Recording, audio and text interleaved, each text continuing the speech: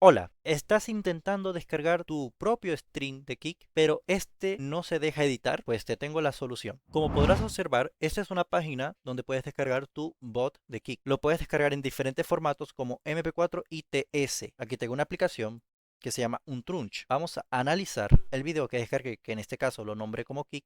Vemos que nos sale un error.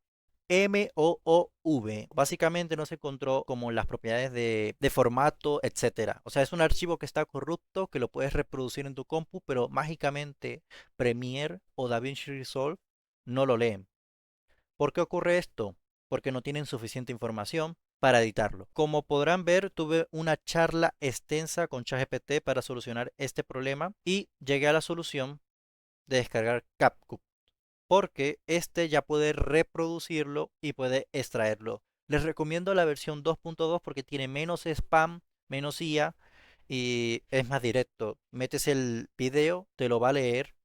Vamos a demostrarlo en un segundo. Como pueden ver, aquí tengo el archivo abierto. Y para mostrarles que es verídico, vamos a abrirlo de nuevo. Vamos a eliminarlo, importar e importo Kik. Como pueden ver, se reproduce sin problemas. Entonces solamente arrastramos y le damos a exportar. Una vez dentro de la aplicación de DaVinci Resolve, y si trato de buscar en medios, en mi carpeta X, van a ver que no sale Kik. Pero si sale lo que exporté de CapCut, que se llama Kik mejorado, y aquí está el video. Y incluso el audio por separado, si yo quiero.